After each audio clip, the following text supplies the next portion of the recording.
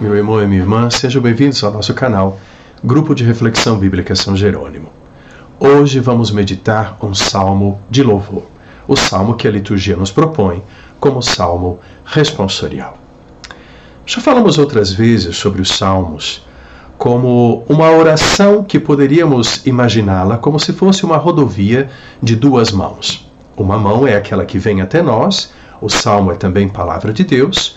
A outra mão é aquela que de nós vai até Deus. A palavra que Deus nos diz se transforma na palavra que nós devolvemos para Ele como oração. O louvor também, já refletimos em outros momentos, mas gostaria hoje de aproveitar a ocasião para aprofundar um pouco mais o sentido dessa oração de louvor. O salmo de hoje, o Salmo 148, já está quase no fim do livro dos Salmos, o que é muito significativo, porque o livro dos Salmos se conclui com esse louvor. Começa convocando o leitor para assumir os ensinamentos de Deus como uma sabedoria que orienta a sua vida, e se conclui com um louvor a esse Deus que aquele que reza com o Salmo foi capaz de reconhecer presente, atuante na sua vida. A palavra louvor em hebraico aqui, com a qual se começa o Salmo, ela é o nosso famoso aleluia, louvai o Senhor.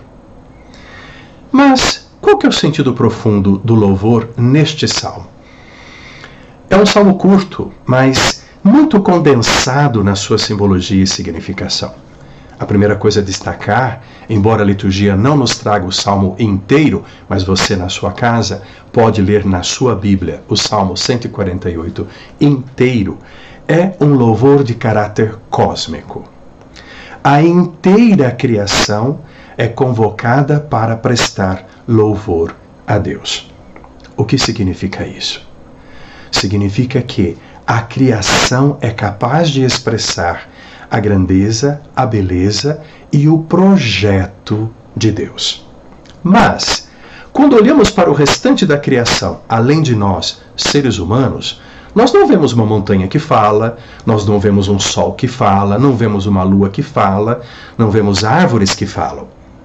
Então, esse louvor que a inteira criação é capaz de expressar a partir da sua existência, entendida na lógica do projeto de Deus, é verbalizado, ou seja, é dito, é falado por quem? Pelo ser humano. Como nós vimos já em Gênesis 1, quando Deus começou a criar, de acordo com a linguagem simbólica de Gênesis 1, Deus começa da luz e depois vai criando uma criatura depois da outra, até que no final desse processo criativo, criou o ser humano. Homem e mulher, à imagem e semelhança dele, Deus os fez. Pois bem, o ser humano aqui também tem uma grande importância, porque nessa corrente que mantém toda a criação unida, o ser humano é aquele que com a sua voz e com a sua vida deve ser capaz de proclamar com clareza aquilo que a inteira criação diz.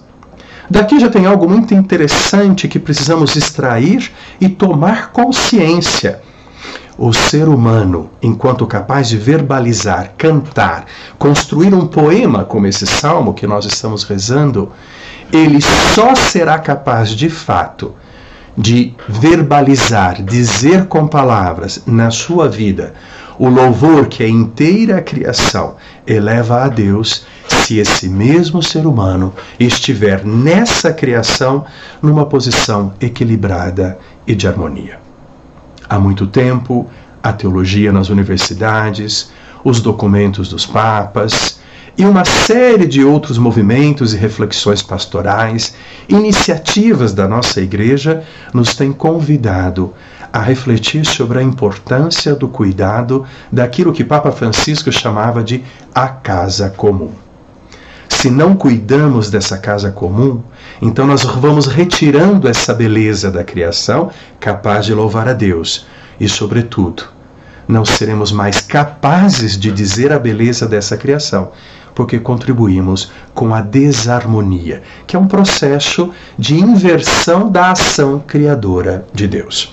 Portanto, a primeira coisa, o Salmo nos convida a ter um olhar mais harmônico e orgânico, que contemple toda a criação, reconhecendo a nossa responsabilidade nesta criação.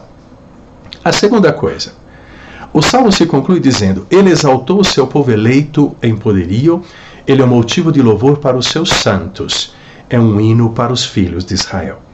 Tem três coisas importantes aqui. Primeiro, vamos começar da terceira: filhos de Israel.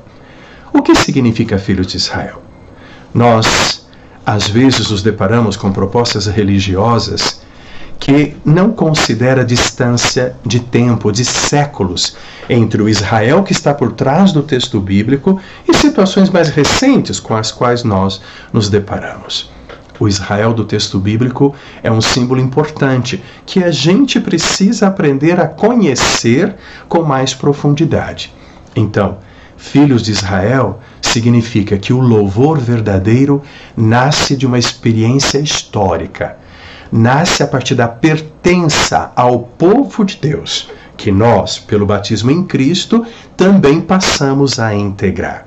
Uma história na qual Deus, desde a criação, se manifesta como Salvador.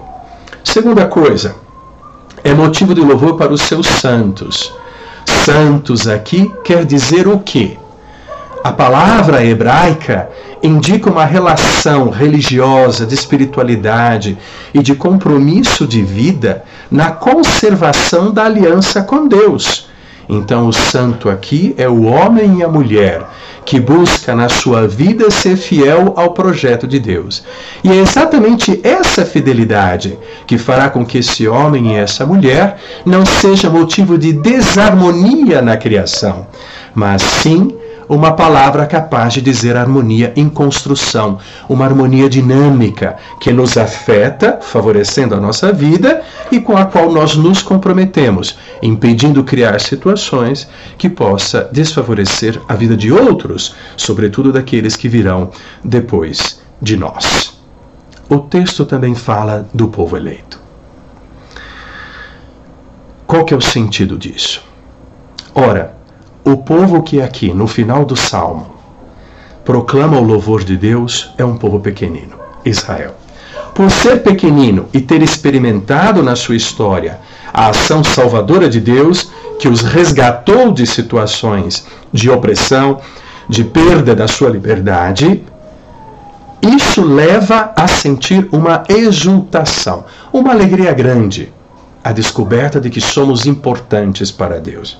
Mas atenção, temos que prestar atenção numa coisa importante.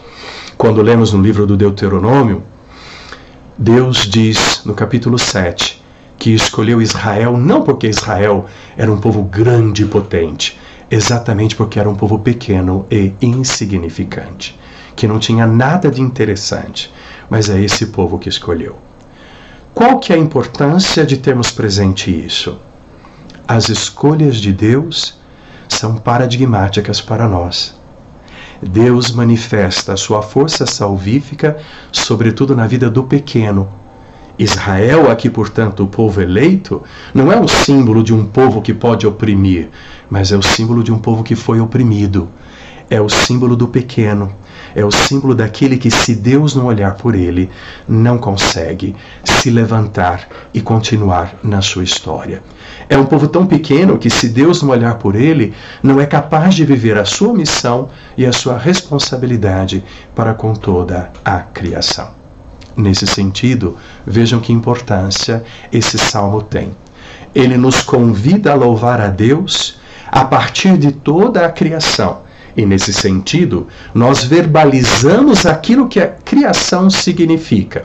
Mas só podemos verbalizar isso quando estamos sintonizados com essa criação.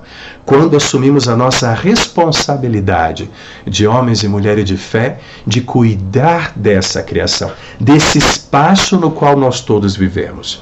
Do outro lado, O Salmo também nos convida a nos reconhecer como participantes de uma história.